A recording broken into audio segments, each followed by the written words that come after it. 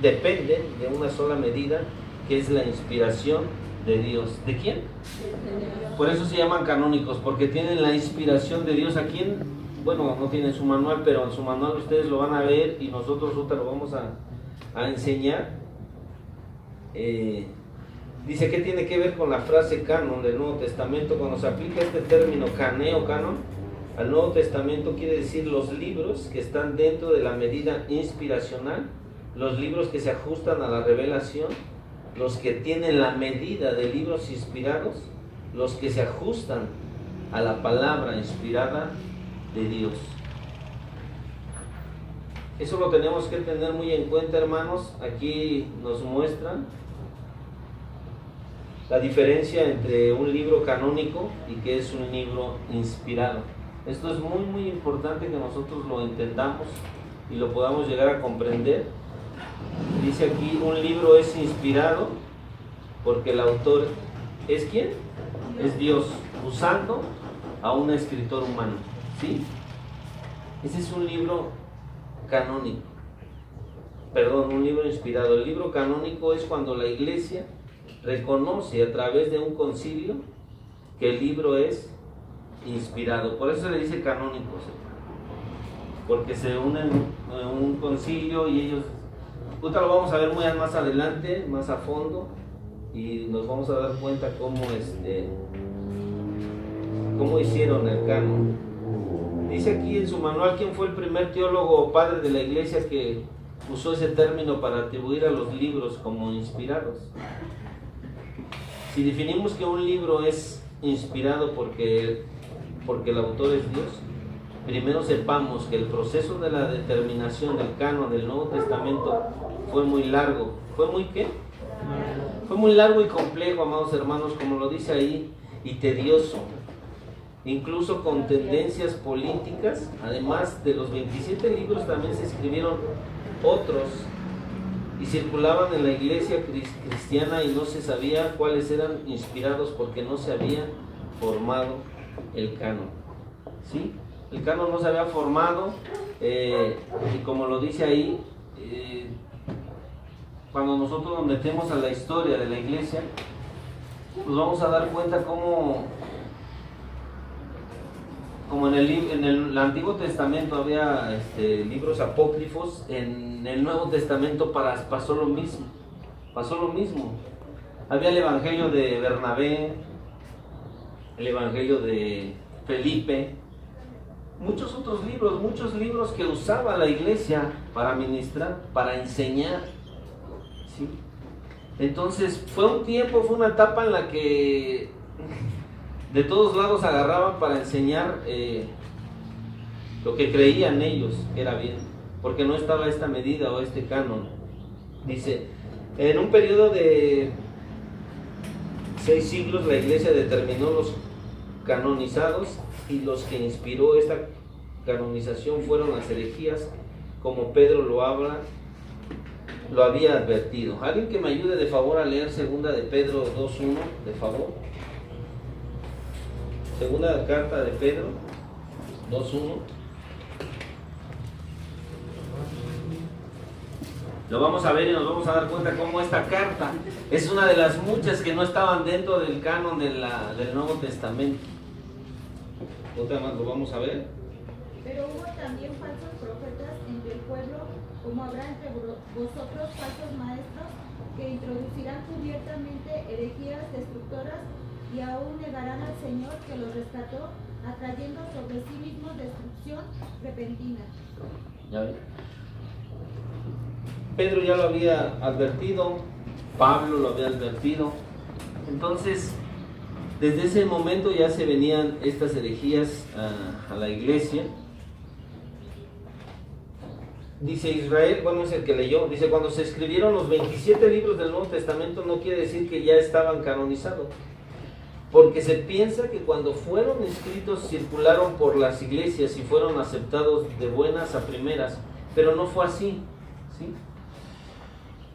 Cuando los apóstoles empezaron a compartir el evangelio, o cuando los discípulos de los apóstoles empezaron a compartir el evangelio, los libros estaban escribiendo Los libros se estaban escribiendo. En el primer siglo de la iglesia, los libros, muchos todavía no se habían escrito, otros se escribieron. Entonces era imposible que hubiera un canon o una regla que normara lo que sí se tenía que decir o se tenía que enseñar, o qué no se tenía que decir o qué no se tenía que enseñar. Era muy difícil, entonces de todos lados venían. Dice, fue un proceso al que se le sumaron circunstancias históricas que ayudaron a canonizar los 27 libros. ¿Cuántos? 27 libros. ¿Cuándo se vio a los libros como inspirados? Dice primero que es un libro inspirado, lo volvemos a ver. Como dijimos, que es el mismo Dios intervino en el contenido del libro y que lleva el sello divino de la revelación. Lo vamos a ver si alguien me ayuda a 2 de Timoteo 3:16 y 2 de Pedro 1:21, el que acabamos de leer. 2 de Timoteo 3:16, ese usted se lo sabe de memoria. Toda la escritura es inspirada por Dios y útil para enseñar, para redarguir, para corregir, para instruir en justicia. Toda la escritura es inspirada por Dios, ¿sí? Pablo dice toda la escritura. Cuando nosotros leemos este pasaje de la Biblia, hermanos, entendamos que Pablo estaba hablando del Antiguo Testamento. No estaba hablando porque él no sabía que sus cartas iban a ser canonizadas.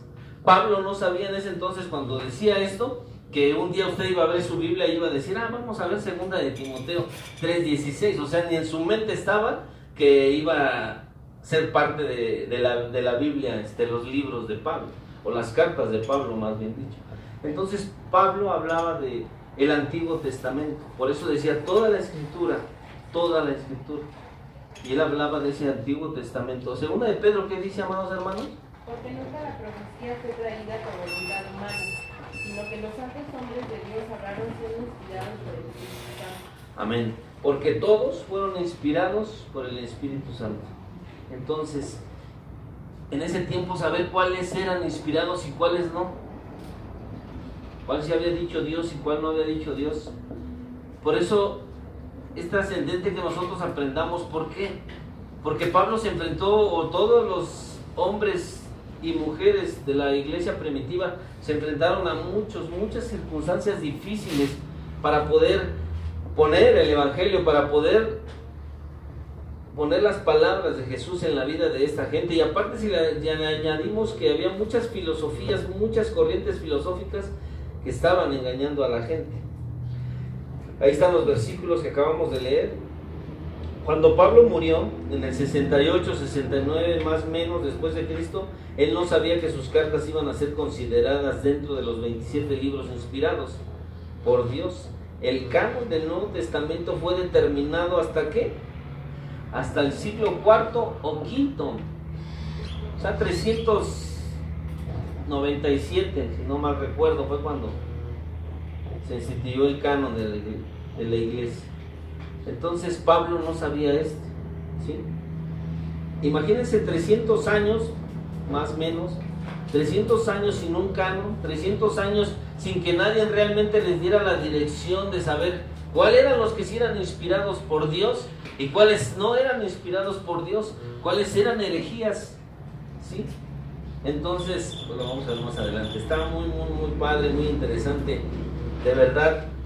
Dice, el Nuevo Testamento se formó bajo un proceso histórico. ¿Cuál fue el proceso histórico que contribuyó para la canonización de los 27 libros del Nuevo Testamento? ¿Cuál fue el proceso, hermanos? Y es aquí donde la puerca torció el rabo, porque no fue tan fácil, hermanos. De verdad hubo muchos concilios, muchas situaciones. Unos se peleaban con otros decían que estos libros sí, otros decían que esos libros no. El Apocalipsis estuvo a punto de no ser escrito en la Biblia. Uno de mis, en lo personal, un libro que yo amo y adoro, el libro de los Hebreos, pero lo vamos a ver más adelante, hermanos. Dice, ¿quiénes intervinieron para determinar el canon? Hubo concilios, debates, intervinieron escribas, doctores de la ley, y pasaron 6 siglos para determinar los 27 libros del Nuevo Testamento. ¿Qué criterios se usaron?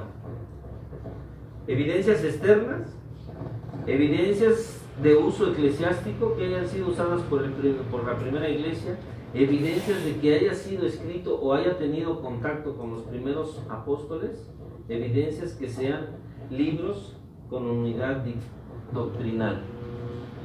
Eso ya nos lo han enseñado o muchas veces nos lo ha compartido el pastor cuando él está compartiendo o cuando está predicando. Muchas de sus enseñanzas vienen de eso. O sea, un libro no puede estar aquí si no había sido escrito por un apóstol que estuvo con Jesús, que caminó con Jesús, ¿sí? No podía estar aquí, pero ahorita lo vamos a ver aquí en su manual. Dice evidencias externas. Se habla de evidencias externas, 4 grandes características o circunstancias que contribuyeron a la canonización. La primera, hermanos, es que haya sido citado por los grandes doctores de la iglesia a través de la historia. O sea, que haya tenido un uso académico y reconocido por los famosos padres de la iglesia. La pregunta sería, ¿quiénes son los padres de la iglesia? Y no son los apóstoles.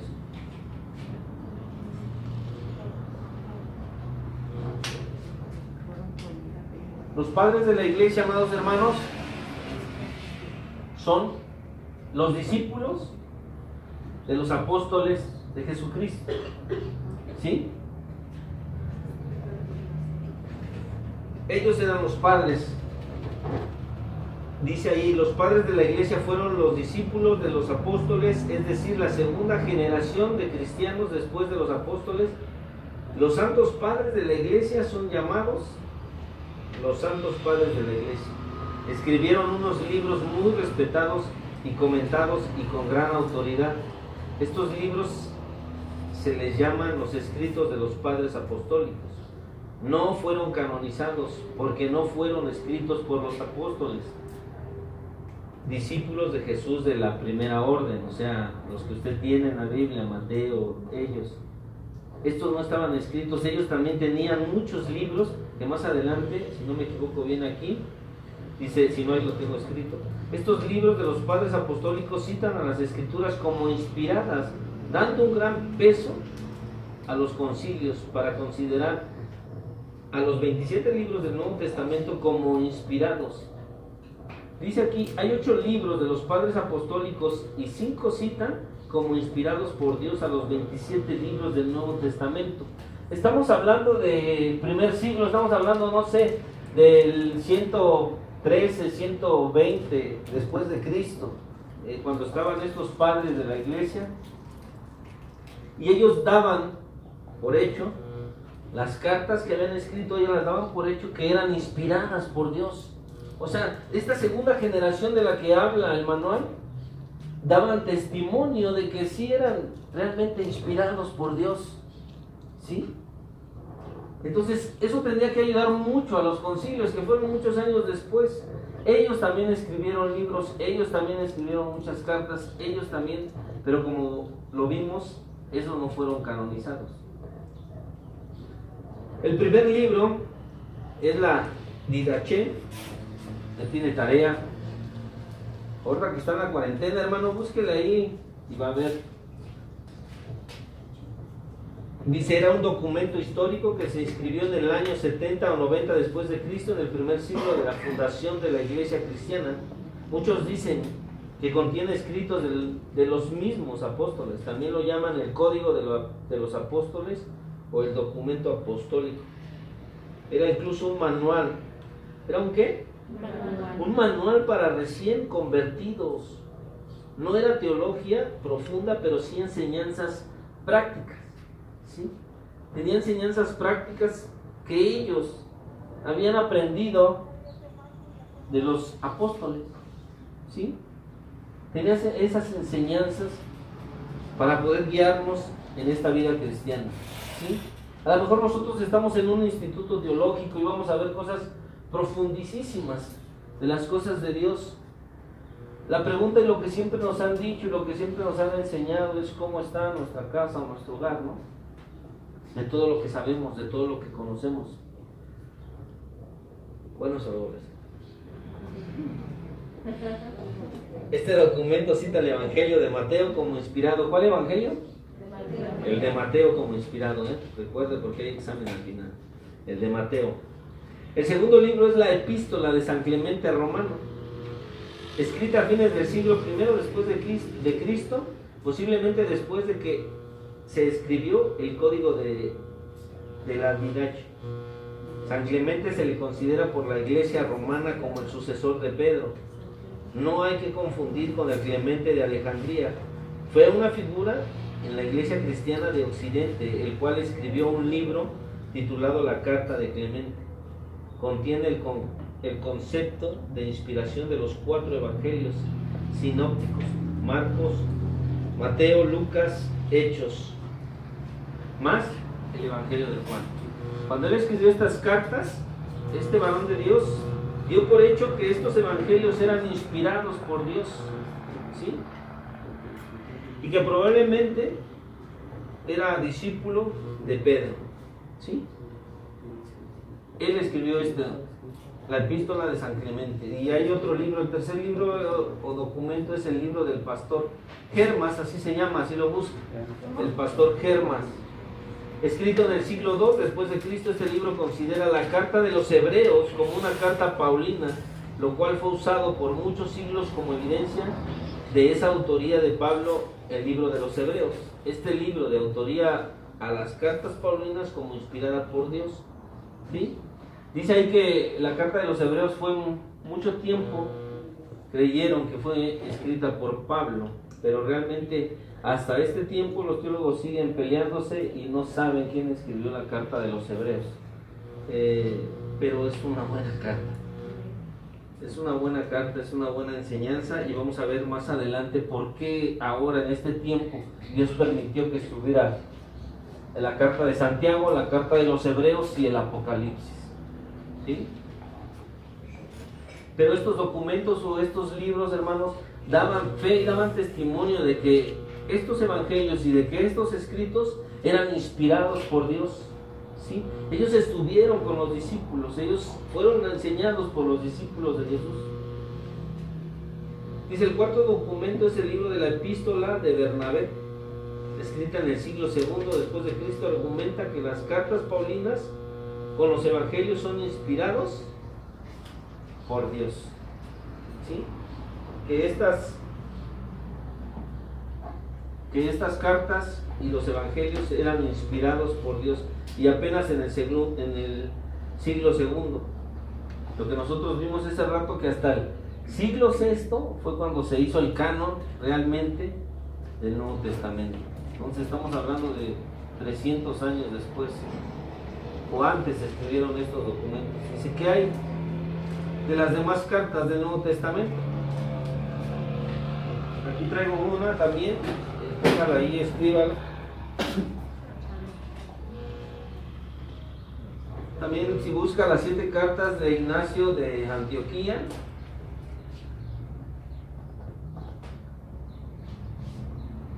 es muy hermosa este libro, escrito aproximadamente en el 113 después de Cristo, por Ignacio de Antioquía. Dicen las malas lenguas o las leyes que este varón fue el que sentó Jesús en sus piernas. Dice la leyenda que fue él el que Jesús sentó en sus piernas. Esas 7 cartas también sería muy padre que las buscaran y las leyeran. Dice que hay de las demás cartas del Nuevo Testamento, y para evaluar estas cartas está hasta el quinto documento, la quinta obra de los santos padres, las 7 cartas de Ignacio de Antioquía. Lo que les dije ahorita, escrita en el 113. Nota, Ignacio de Antioquía, obispo de Antioquía, no de Pisidia, se dice que fue discípulo de Juan. Una leyenda, la que les acabo de contar, dice que el niño que fue presentado que fue puesto en las piernas por Jesús fue Ignacio de Antioquía. Se dice que él conoció al apóstol Juan, y hay fuerza histórica de que Juan discipuló a Ignacio, siendo Juan su maestro. Entonces todos estos varones que fueron discípulos de los apóstoles de Jesús, dan ley y fe de que los evangelios y que estas cartas eran inspiradas por Dios. Y eso es lo que se ve aquí. Más adelante lo vamos a ver, lo que los concilios usaron para determinar cuál sí y cuál no meter en el canon de la Biblia. ¿Sí? ¿Sí o no? No se duerman. Evidencia y regla el uso eclesiástico. Uso litúrgico o eclesiástico de los libros. Estos usos debieron ser en la primera iglesia, la iglesia primitiva, debieron ser usados en los cultos, y esa era una medida de inspiración, ya que fueron usados por los apóstoles y sus discípulos. Todos estos libros, los 27, fueron utilizados mucho antes de ser canonizados en el siglo IV. Todos estos libros, amados hermanos, los 27 libros, los apóstoles o la gente que hablaba de Jesús ya los usaba para evangelizar, los usaba para enseñar. Todos ellos lo usaban antes de que fueran canonizados, excepto el texto de Apocalipsis 20, que habla sobre el milenio. No fue citado y es un texto polémico, pero todos lo usaron, hermanos, todos. Dice ahí el 3, evidencia que haya sido escrita o haya tenido contacto con los primeros apóstoles. Lo que nos han enseñado muchas veces la autoría apostólica, o por lo menos contacto directo por uno de los apóstoles o comunidad apostólica, fueran escritos por los apóstoles.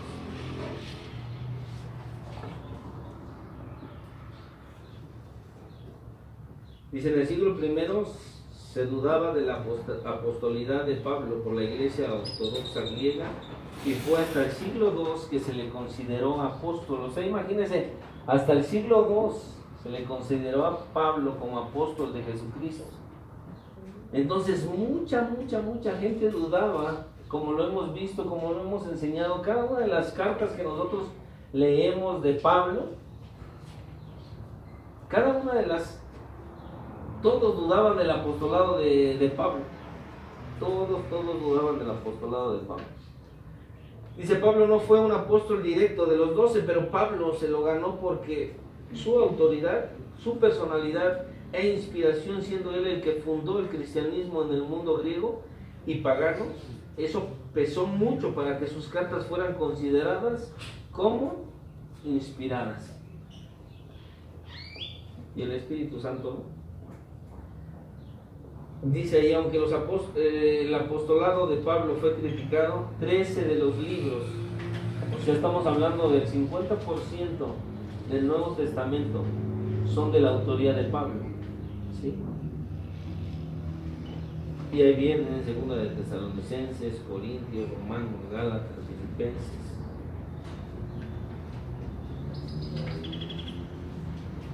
De acuerdo con el registro, para leer ninguno de los 4 evangelios, la información sobre él, dice el 4, evidencia que sean libros con unidad doctrinal. ¿Sí? ¿Qué es eso? La unidad doctrinal significa que digan lo mismo en cuestión de las enseñanzas de Cristo transmitidas a los apóstoles y esto a la iglesia. Esto es lo que se conoce como la unidad doctrinal. Esto tenían que tener los escritos para que pudieran ser canonizados, amados hermanos. Tenían que hablar que Cristo es Dios,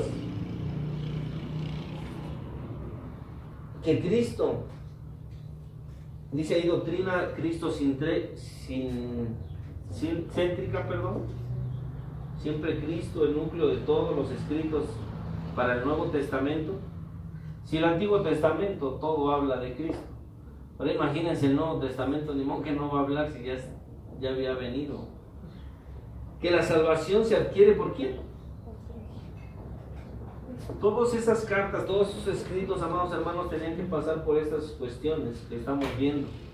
Todas estas cuestiones escritas por apóstoles, y como ahorita estamos viendo, que hablaran de que Cristo es Dios, una doctrina cristocéntrica, y que la salvación es adquirida solamente por Jesús. La unidad doctrinal, por tanto, considera en reconocer la divinidad de Jesucristo, reconocer la resurrección de Cristo y la salvación por Cristo.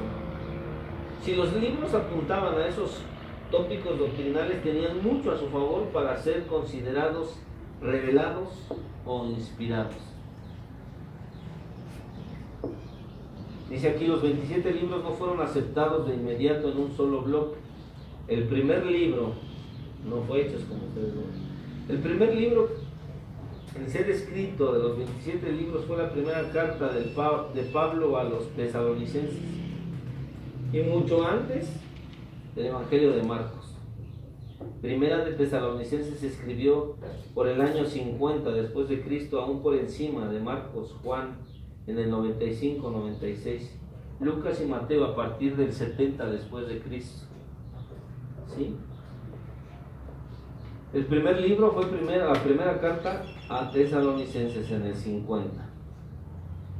El último libro escrito fue el Apocalipsis, Revelaciones, por el apóstol Juan en el año 95. 40 años, amados hermanos.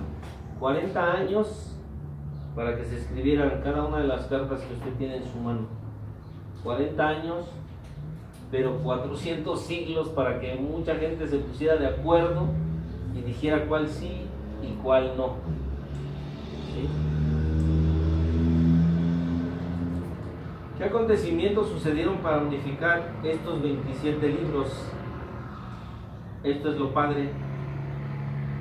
Dice ahí, hay 3 acontecimientos históricos, muchos más, hermanos, pero los más relevantes son estos 3 históricos debido a la necesidad de poner en orden todo lo contenido de los diferentes libros. El primer acontecimiento fue la existencia de herejías en la iglesia. A finales del siglo I, siglo II y parte del siglo III enfrentaron el reto de las herejías que deformaron la doctrina cristiana. El escritor Justo González los nombra como enemigos internos, ya que las herejías surgían de dentro del cristianismo. ¿De dónde? De dentro. O sea, las herejías venían de dentro, gente cristiana, gente que se había convertido, gente que había creído en Jesús. De ahí venían estas herejías. Dice, debido a las herejías, en el siglo I y II obligó a oficializar un conjunto de libros como canónicos inspirados en la iglesia primitiva. Herejías como la de los helenistas, montanistas, el gnosticismo, el budismo, el hinduismo y todo lo que termina en ismo. Todas estas cuestiones y muchas venían. Pero la segunda causa fue la herejía de el marcionismo. Pero cuando nosotros nos metemos, amados hermanos, a estudiar la palabra de Dios, cuando nosotros nos metemos a escudriñar la palabra de Dios, debemos de tener esto en cuenta, amados hermanos. Esto lo tenemos que tener en cuenta para darnos cuenta, vaya la redundancia, de lo que se está escribiendo, el por qué el escritor estaba hablando de eso, que por qué el escritor estaba diciendo eso, porque estaban estas herejías, ¿sí? Más el gnosticismo, en la iglesia cristiana más estaba eso, es lo que más atacaba las filosofías griegas, todas esas cuestiones, amados hermanos, es lo que atacaba a la iglesia. Y esta que dice aquí, qué chulada, el marcionismo, y formó su primer canon del Nuevo Testamento, Marción. ¿Quién fue este varón? Fue un hereje, póstulo en los años 140 al 180. Él consideró solo como inspirados en su canon, o sea, en el personal de él, el Evangelio de Lucas y 10 cartas de Pablo. ¿Por qué no las consideró? Porque tenía problemas con los judíos y que todo lo que fuere de influencia judía debería de ser descartado del canon. Pero este fue un canon muy personal. Pero al hablar de personal, amados hermanos, estamos hablando de Marción, una persona influyente o influenciaba a mucha gente en ese entonces y le hacían caso. Mucha gente le hacía caso a lo que él había escrito. Él hizo su propio canon y dijo, pues este y este y este nada más. Entonces, esa era una herejía. tan tremenda. Dice, ¿qué herejías enfrentó la iglesia primitiva? Estas herejías pusieron en los primeros siglos a temblar al cristianismo. Lo que les decía hace rato, el gnosticismo. No nació dentro del cristianismo, ya tenía 3 siglos antes. ¿Cuánto? 3 siglos antes, hermanos, el gnosticismo ya estaba en los imperios babilónicos, pero lo mezclaron con enseñanzas cristianas, o sea, hicieron ahí Era un dualismo donde despreciaban la carne y solo reconocían lo espiritual. Y ellos decían que la salvación se llevaba a cabo por una revelación espiritual. Esto sucedió en Efeso, como lo podemos ver, hemos estudiado el libro de la Carta de los Efesios por un grupo de cristianos, los cuales el apóstol Pablo combatió. ¿Sí? Ellos creían eso, amados hermanos, que Jesús no había venido en carne, que lo que habían visto era un espíritu, que él no había nacido de una mujer. Eso era imposible. Y eso estaba dentro de la iglesia cristiana, amados hermanos. ¿Sí? Dentro de la iglesia cristiana. Gente de renombre, gente que enseñaba la palabra de Dios. Pero, o sea, usted imagínese el rollo que había, libros de todos lados, y nadie ponía un orden. Nadie decía que sí y que no. Dice, los primeros gnósticos cristianos que adoptaron estas herejías fueron los cristianos de Éfeso.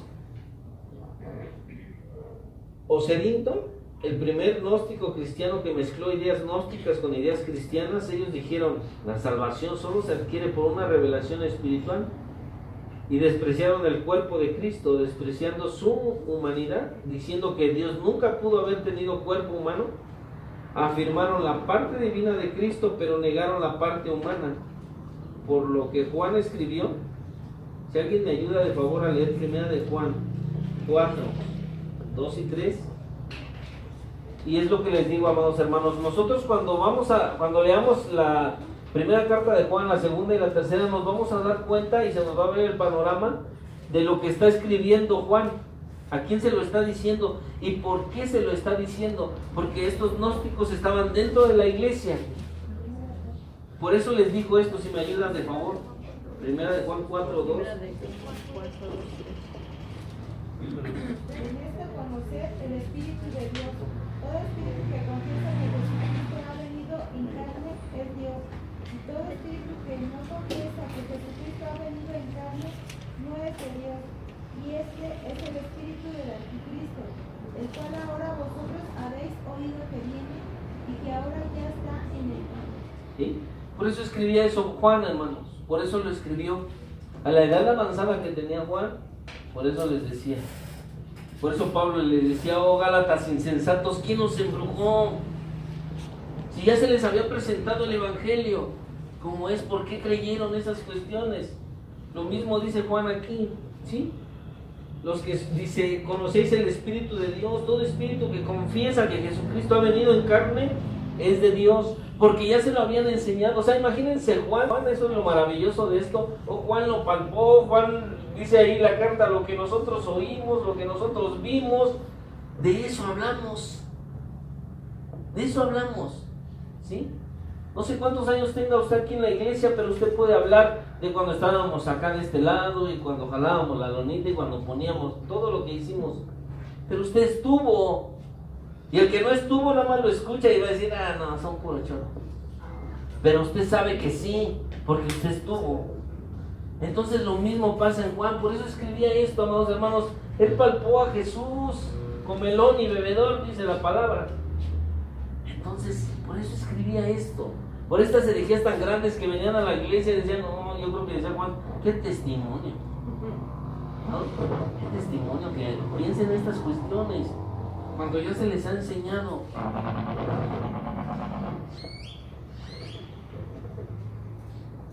Otra cuestión, amados hermanos, es el montanismo. Montano y 2 mujeres profetizas, Prisca y Priscila fueron las fundadoras de esta secta e introdujeron la herejía. Estas mujeres se consideraban las únicas, amados hermanos, inspiradas por el Espíritu Santo. Montano buscó unos libros supuestamente inspirados para fundamentalizar este movimiento carismático, neumatológico, y considerándose como los únicos inspirados. Usaron las cartas de Pablo a los Corintios, transversándolas, y libros apócrifos. Estas herejías motivaron a que se establecieran en orden los libros que debían pertenecer al canon del Nuevo Testamento y diferenciarlos de los que usaban los herejes. ¿Sí? Lo mismo que pasa con el Pare de Sufrir, lo mismo que pasa en este tiempo con todas esas sectas tan tremendas, lo mismo así. Se levantó este varón y estas dos mujeres y decían que solamente ellas eran las únicas inspiradas por el Espíritu Santo. Así como usted ve en el internet, también igual muchos locos, ¿cómo se llama? Cristo Lisbeth, que es la hija, que es la esposa de Jehová, y todas esas cuestiones tan... Pero ¿sabe cuál es lo más impresionante? Que tienen seguidores. O sea, lo más impresionante es que tiene la iglesia más bonita que esta. Y tiene seguidores, amado hermano, le sigue gente, le cree gente. Sí, y dice que Dios es mujer, que Jesús es mujer. ¿Qué testimonio? Dice, no, de veras que... Y su esposo de ella dijo que era Dios. Pues, ¿por qué se murió? Y la gente lo sigue. Pero de verdad, hermanos, lo mismo pasaba en ese entonces. Dice, la tercera motivación para el establecimiento del canon de los 27 libros fue la aparición del hereje que habíamos leído, que estableció su propio canon, su nombre Marción, fundador de la secta marcionista, griego natural de Sinope, ciudad del Ponto, convertido al cristianismo muy rico, ya que era naviero, viajó a Roma entre los años 120 y 130, consideraban que la versión de los 70, o sea la Septuaginta, no era auténtica y que carecía de autoridad. Influido por las enseñanzas de los gnósticos, ahí está el detalle, concibió una nueva forma de entender el cristianismo. Era un dualista que despreciaba al Dios del Antiguo Testamento porque decía que era un Dios castigador, y lo despreció desarrollando un odio por el judaísmo. Odiaba a todos los judíos, por eso quitó muchos libros. El peligro existió cuando empezaron a considerar el canon, o sea, 11 libros, en el siglo III, de este hereje como verdadero, lo que motivó a una intervención de los verdaderos cristianos. Solo aceptó un evangelio, el de Lucas, y 10 cartas paulinas. Desechó el libro de los Hebreos, Mateo, Marcos, Juan, las cartas pastorales y todas las universales, Pedro, Santiago, Filemón, Judas y Apocalipsis. Todo eso lo quitó él. Él nada más tomó 10 cartas y un evangelio. ¿Sí?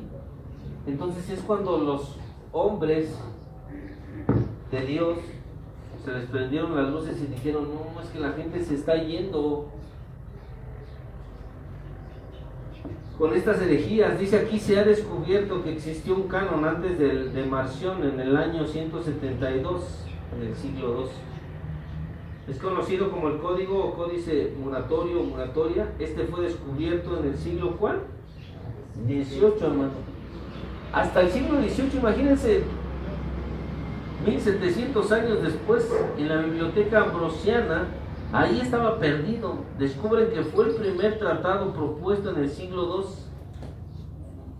II. Esto lo habían puesto. Dice, consideraba 23 libros que coincidían con 23 de los 27 que hoy tenemos y quedan fuera: Santiago, Hebreos, Segunda de Pedro y Tercera de Juan. Pero imagínense, antes de Marción, ya había escrito estas cartas y las había aceptado como inspiradas antes que este locochón había nada más agarrado los 11. Y fue descubierta hasta el siglo XVIII, hermanos. Antes de esos desafíos históricos, la iglesia de sana doctrina de la época se reunió para determinar qué libros cumplían con las reglas que ellos establecieron para considerar un libro como canon para el Nuevo Testamento, quedando los 27. Los libros del canon se autorizaron en un concilio. ¿Qué es un concilio, hermanos? Es la asamblea, la reunión de obispos cristianos de todo Occidente y Oriente. ¿Sí? El concilio lo podía convocar el obispo de Roma, que no era ningún papa, sino que ahí estaba la iglesia cristiana. El título papa nació en Gregorio el Grande en el año 590. Esto es muy importante que lo sepamos, amados hermanos, porque usted cuando se meta a estudiar estas cuestiones que le dije, o se meta a estudiar los concilios de la iglesia, todos, o la gran mayoría, viene del concilio de la iglesia católica, y así viene, ¿no? Viene todo, la iglesia católica. Otra vamos a llegar a eso, pero quiero que quede en su mente y en su corazón esto, amados hermanos. El Papa nació hasta el año 590.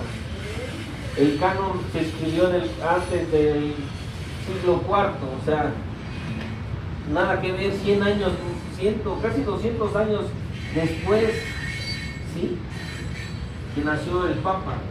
Pero cuando nosotros hablamos, lo hablaba Pablo, lo ha leído usted en su Biblia, cuando hablaba de obispos, hablaba de gente que caminaba en el Señor, o gente que tenía un buen testimonio. Usted lo ve ahí en la Biblia, lo que tenía que tener un obispo, lo que tenía que llevar. Sí, entonces no es los obispos que otra vez, ¿no? Por eso la iglesia católica ahí nos agarra, porque le dice, el concilio lo hizo la iglesia católica. El canon de la Biblia que tú estás leyendo, esa la hizo la iglesia católica. Si no lee, fueron los obispos, y si uno no sabe, amado hermano, lo chamaquean, Si uno no tiene este conocimiento, lo chamaquean, ¿sí? Entonces cuando nosotros le decimos, no, yo sé el Marción y el Didache y todo eso, se quedan así como que, chales, este valedor sí sabe, ¿no? Ya no nos duerme. Bueno, además ya ni le van a decir nada, porque él no sabe eso, usted está sabiendo ahorita. Porque él nada más le enseñaron eso, que la iglesia católica fue la que hizo el canon del Nuevo Testamento, y eso es falso, como lo vamos a ver ahorita. Dice, la reunión fundamental de Hipona fue para establecer la lista de los libros del Nuevo Testamento. En este concilio solo se aceptaron 25 libros, protolibros canónicos, primeros libros canónicos, quedando fuera Apocalipsis y Santiago, ¿sí? En el primer concilio en Hipona, amados hermanos, quedó fuera Santiago y Apocalipsis. Santiago en principio se decía que contradecía la doctrina paulina de los romanos, porque aparentemente Santiago presentaba una fe por obras, y la teología paulina presenta la salvación por gracia. En un primer momento, por eso fue descalificada. Pero también porque Santiago habla del libro de Enoc, también pone ahí porque habla del libro de Enoc, por eso también la querían quitar. Dice abajo, Apocalipsis fue descalificado por el capítulo 20, en los primeros versos se habla del milenio, como la iglesia primitiva peleaba en contra de las doctrinas del milenio, la iglesia no lo aceptó. Venían al milenio como una herejía o apostasía. Ellos profesaban otra doctrina, y además había otras cosas en el libro que tampoco aceptaron, no les gustó en ese tiempo. Qué testimonio. Imagínense, dice, no les gustó en ese tiempo, y todo lo que viene ahí, pues sí, hasta yo me hubiera quedado así, si usted se queda así con los dragones y 7 cabezas, y dices, oye, ¿qué? ¿Todo eso qué? Y estamos en el siglo XXI, y todavía así como que no nos cuadran las 7 cabezas y tantos ojos, o sea, todas esas cosas que se va a aprender aquí. Imagínense en ese tiempo, pues menos. menos les cuadraba. Entonces, estos libros, en este primer canon, que fue el de Hipona, en el año 393, hermano. Ya habían pasado 300 años, era un desorden total, libros de todas cuestiones, enseñanzas de todas las cuestiones, cada uno enseñaba lo que bien le parecía, lo que no le parecía, cada uno enseñaba, como ahorita en unas iglesias allá en Marte, ¿no? Que la salvación se pierde, que no se pierde, que hay que gritar, que no, que hay que ponerse velo o pantalón, no, todas esas cuestiones, hermanos, que no sé ni de dónde lo sacan, pero así igual, no hay mucha diferencia, 20, 21 siglos antes era lo mismo. Dice, ¿cuál era el proceso de la canonización? Algunos libros fueron aprobados de panzazo, como decimos en México, con la justa. Comenzaba con el sínodo, abrían el debate, estudiando libro por libro, comenzando las impugnaciones. Un obispo decía que sí, otros decían que no, dando sus justificaciones. Se abría la votación. Si había más del 70% de votos, se consideraba como inspirado. Pero hubo libros que apenas con la mínima mayoría de las votaciones fueron considerados. Y este fue Hebreos, fue escrito por un sacerdote judío o tenía contenido judío. Como lo consideraron autoría paulina, por eso lo consideraron después como inspirado. ¿Cuándo? Después.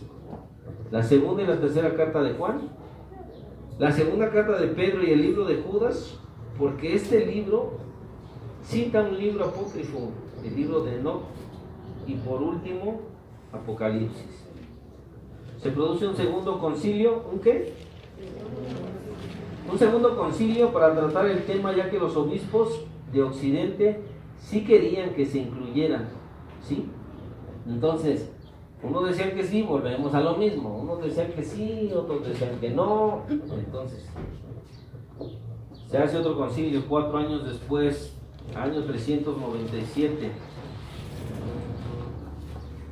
El concilio de Cartago.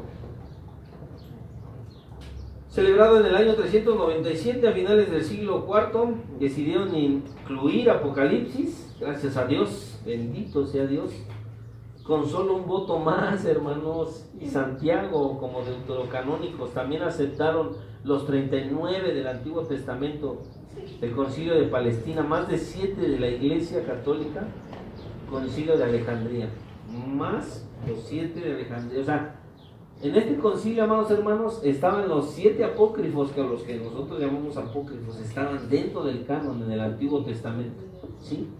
Pero ya habían metido los 27, ya estaba Apocalipsis. O sea, ¿usted se puede imaginar vivir sin Apocalipsis?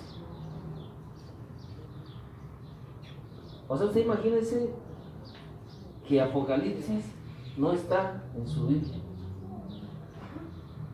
No. Por eso es tan hermosa la Biblia, hermanos, porque habla desde un principio y un fin de la raza humana. Principio y un fin. Por eso es tan hermoso, por eso es tan hermosa la palabra de Dios.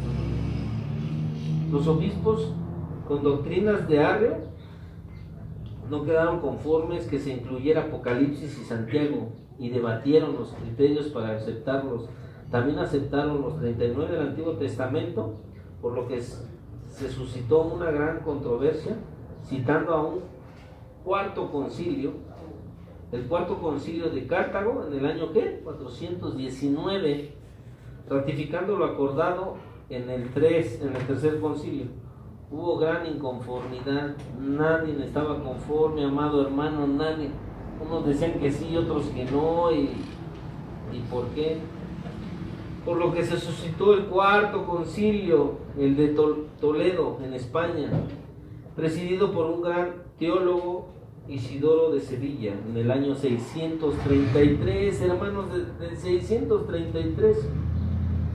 Casi 200 años después se volvió a hacer otro concilio. Fueron tan radicales que bajo excomunión que darían los que no aceptaran los 27 libros del Nuevo Testamento. Otro concilio, y muchos concilios que usted va a ver ahí en el internet. Busque concilios y vienen un montón, muchos. ¿Sí?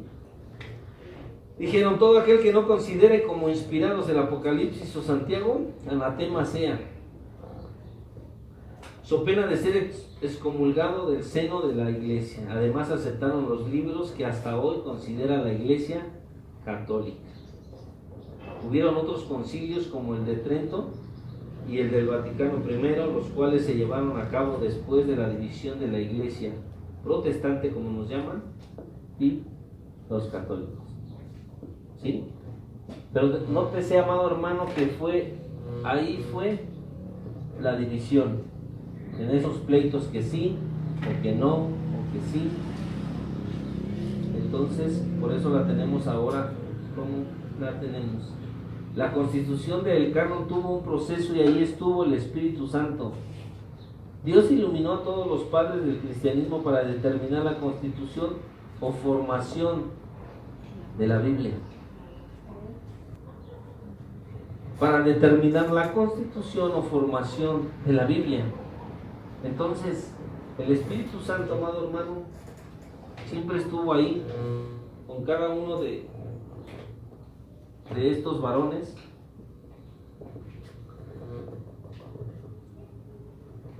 Y ahí en la división, amados hermanos, apunte otra fecha, también está el edicto de Milán. El edicto de Milán en el año 313. Ahí es donde hizo su aparición con Constantino y dijo que todos iban a ser cristianos. ¿Sí? En el 313.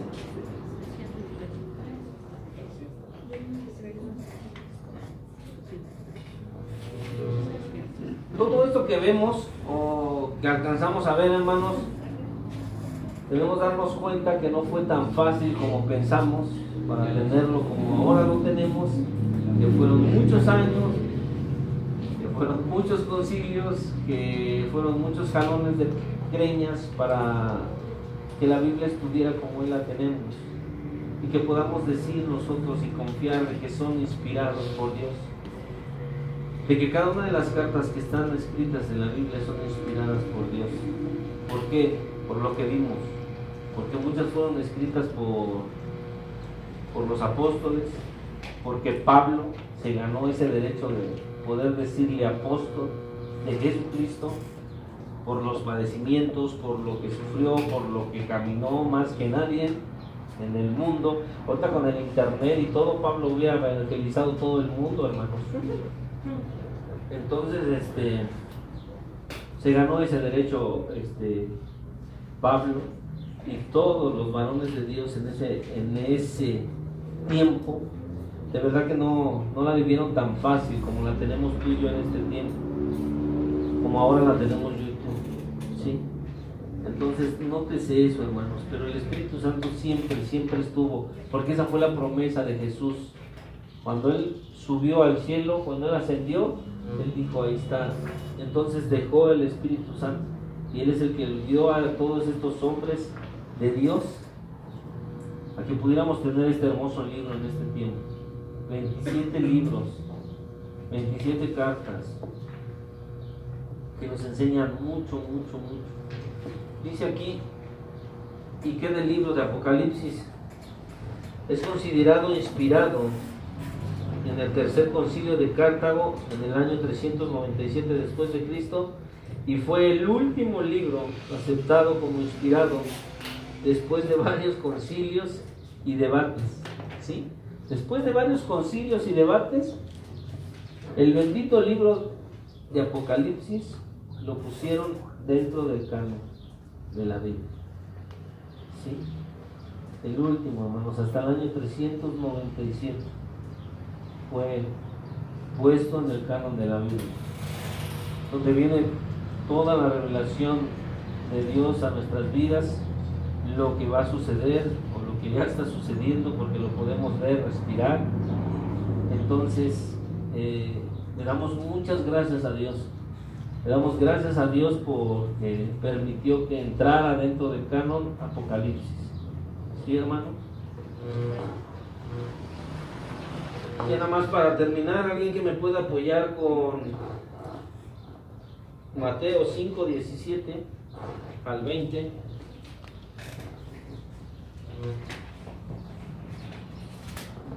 El Evangelio de Mateo.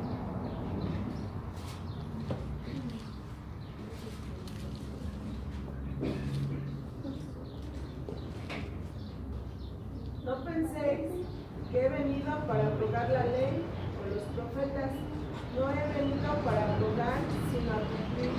Porque de cierto os digo que hasta que perezca el cielo y la tierra, ni una jota ni un tilde perecerá de la ley, hasta que todas las cosas sean hechas. De manera que cualquiera que infringiere uno de estos mandamientos muy pequeños y así enseñare a los hombres, muy pequeño que será llamado en el reino de los cielos, mas cualquiera que hiciere y enseñare, este será llamado grande en el reino de los cielos. Porque os digo que si vuestra justicia no fuera mayor que la de los escribas y de los fariseos, no entraréis en el reino de los cielos. Ustedes debieron haber visto en las clases pasadas o en el manual pasado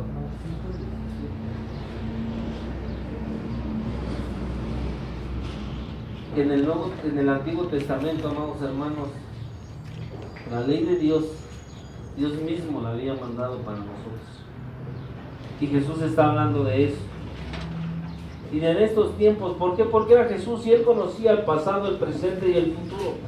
Y dice aquí en esta versión que tengo: no crean ustedes que yo he venido a suprimir la ley o los profetas. No he venido a ponerles fin, sino a darles su pleno valor. Pues les aseguro que mientras exista el cielo y la tierra, no se les quitará a la ley ni un punto, ni una letra, hasta que todo llegue a su cumplimiento. Por eso, el que no obedece uno de los mandatos de la ley, aunque sea el más pequeño, ni enseña a la gente a obedecerlo, será considerado el más pequeño en el reino de los cielos. Pero el que los obedece y enseña a otros a hacer lo mismo, será considerado grande en el reino de los cielos. Lo que nosotros tenemos que aprender, primeramente, por eso estamos aquí, aprendiendo, para que cuando usted salga a la calle, para cuando usted le comparta a su familia, para cuando usted le comparta a un vecino, tenga, amado hermano, el pleno conocimiento. ¿Sabe por qué? Porque yo pude haberme parado aquí y leerle como le hice. Pero si yo no hubiera estudiado y no estuviera entendido y realmente convencido de que lo que está escrito aquí en estas láminas realmente está en la historia, de nada valdría que yo me parara aquí. Entonces es lo mismo que pasa en nuestras vidas, amado hermano. Lo que usted está aprendiendo aquí, el día de mañana que usted se siente, o donde lo enseñe, o donde lo aplique, usted va a llevar el respaldo de Dios, que usted lo aprendió bien y lo va a enseñar bien, porque el Espíritu Santo de Dios está con usted. Y dice la palabra de Dios que usted va a ser grande en el reino de los cielos. En Hebreos 1, y lo quería quitar, ¿qué testimonio? Hebreos 1, del 1 al 4. Y lo querían quitar, hermanos amados. Alguien que lea fuerte y que se llene de mucho gozo cuando lee estas palabras inspiradas por Dios, inspiradas por el mismo Señor al que las escribió, para llenarnos de gozo en este tiempo, para decir sí vale la pena seguir aprendiendo. Pero no todos, nada más uno. Dios, habiendo hablado muchas veces y de muchas maneras en otro tiempo a los padres por los profetas, en estos postreros días nos ha hablado por el Hijo, a quien constituyó heredero de todo, y por quien asimismo hizo el universo, el cual, siendo el resplandor de su gloria y la imagen de su sustancia, quien sustenta todas las cosas con la palabra de su poder, habiendo efectuado la purificación de nuestros pecados por medio de sí mismo, se sentó a la diestra de la majestad en las alturas, hecho tanto superior a los ángeles, cuanto heredó más excelente nombre que ellos. Amén, amén. En tiempos antiguos Dios habló a nuestros antepasados muchas veces y de muchas maneras por medio de los profetas. Ahora en estos tiempos últimos nos ha hablado por su Hijo, mediante el cual creó los mundos y el cual ha hecho heredero de todas las cosas. Él es el resplandor glorioso de Dios, la imagen misma de lo que Dios es, y el que se sostiene todas las cosas con su palabra poderosa. Después de limpiar de nuestros pecados, se ha sentado en el cielo a la derecha del trono de Dios y ha llegado a ser superior a los ángeles, pues ha recibido en herencia un título mucho más importante que el de ellos. En este tiempo Dios nos habla, amados hermanos, por su bendita palabra. Y cómo no darle gracias a Dios por la palabra de Dios, amados hermanos. Cómo no darle gracias a Dios por este bendito libro. ¿Sí? Entonces, hermanos, doy muchas gracias a Dios y vamos a salir a su receso. ¿Ya tiene hambre? Vamos a orar, hermanos.